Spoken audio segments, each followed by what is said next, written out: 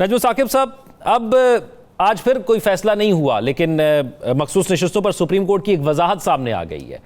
पीर को क्या होगा, आपको क्या लगता है, और इस वजाहत से अब क्या फ़र्क पड़ेगा? आपको लगता है इलेक्शन कमीशन अभी कोई हतमी नतीजे पर नहीं पहुंचा, अभी उसने पहुंचना है और ये वजाहत उसमें कोई फ़र्क डाल सकती है?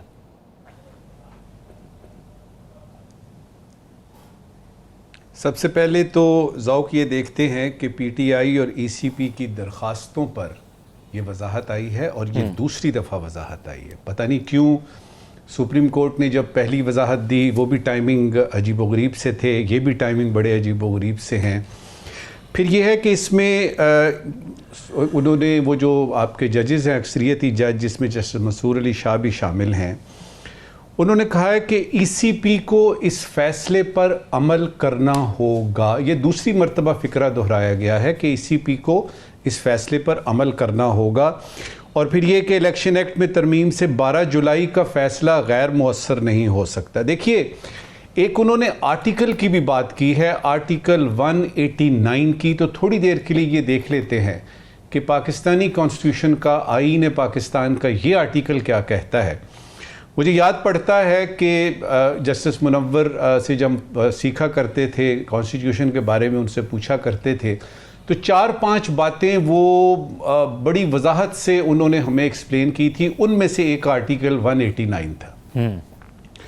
बेसिकली ये 2-3 बातें हैं इसमें। एक तो ये है कि सुप्रीम कोर्ट ने अगर कोई फैसला दे दिया तो वो बाइंडिंग होगा तमाम अदालतों पे। ये बुनियादी उसकी वो है।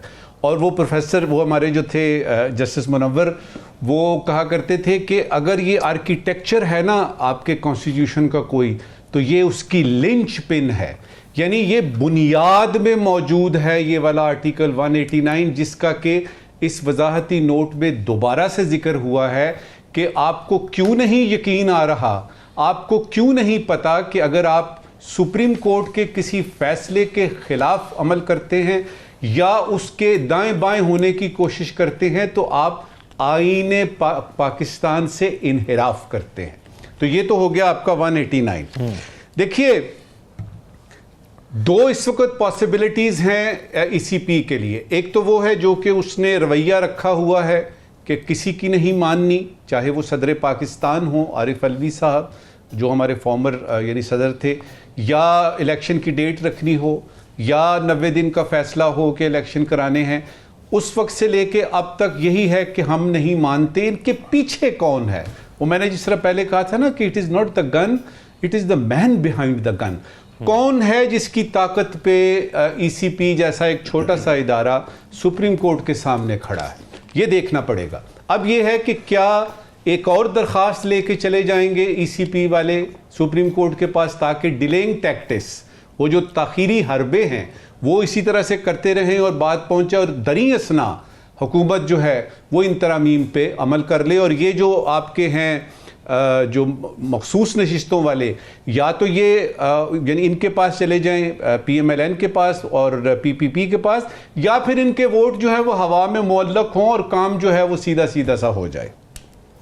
दूसरी तरफ हुकूमत जो है वो बज़ाहिर तो यही लगता है कि उनकी पूरी ज़िंदगी का, उनकी हयात का जो बुनियादी मकसद है वो ये है कि ये हमने यानी आईनी तरामीम करवानी है, जो मर्जी हो जाए। अच्छा नजमुल साकिब साहब, एक बुनियादी चीज़ मैं आपसे यहाँ पे ये जानना चाहूँगा, उस ये कि अगर आपने जैसे कहा कि पहले इतने फैसले नहीं मानेंगे, तो अगर ये भी नहीं मानते तो फिर क्या हो जाएगा? क्योंकि एक प्रेसिडेंट तो सेट हो गया है, और दूसरा क्या ये भी सोच हो सकती है कि आगे 25 तारीख आ रही है, अगर ये फैसला हुकूमत के हक में आ जाता है तो हुकूमत के पास आसानी हो जाएगी कोई आईनी तरमीम करने की, तो 25 के बाद तो मामला फिर हक में ही हो जाएगा।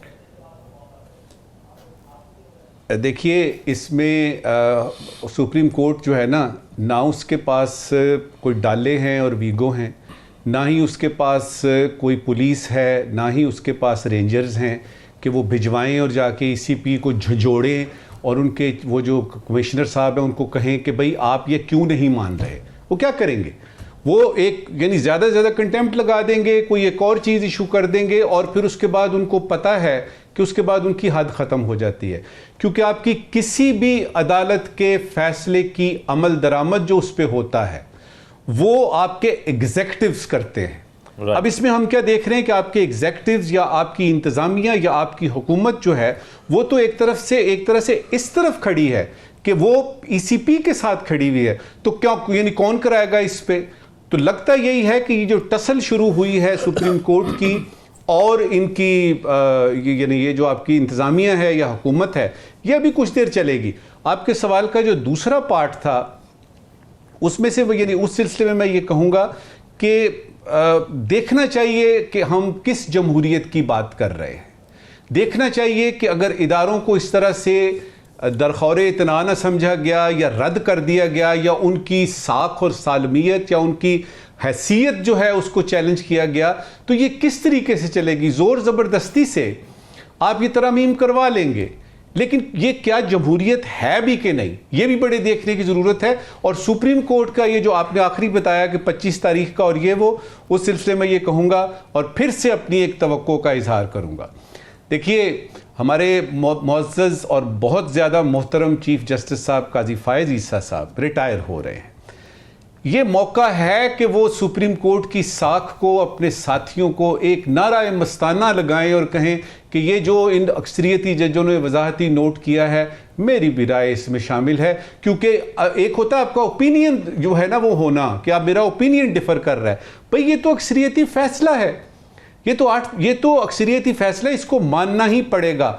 अब उसके अंदर जो सुकम है, सुकम ये है कि सुप्रीम कोर्ट ने दूसरी मर्तबा वजाहती नोट पेश किया जिसकी के पहली मर्तबा भी जरूरत नहीं थी, दूसरी मर्तबा किया। तो क्या अब ईसीपी करेगा कि नहीं? मेरा तज्जिया ये कहता है कि ये रवायत जो उन्होंने शुरू की है, तारीख अपने आप को दोहराएगी, एक और जो है दरख्वास्त आ जाएगी और सुप्रीम कोर्ट में इसी तरह से हो सकता है किसी तीसरे वजाहती नोट का मौका आए, जो कि मेरा नहीं ख्याल आएगा, क्योंकि ये तरमीम तो बस यूं समझिए कि दरवाजे के पास खड़ी है। बिल्कुल है, सही। नजम साकिब साहब, ये एक अहम मामला जो राव खालिद साहब ने कहा कि अगर फर्ज करें जो ऊपर वाले 3 जजेस हैं सीनियर, उनमें से अगर फैसला किया जाता है और अगर तीसरे जज को जो सीनियरिटी में है वो लगा दिया जाता है, तो किसी और इदारे के अंदर अगर किसी को सुपरसीड किया जाता है तो जो सीनियर्स होते हैं वो रिटायर हो जाते हैं।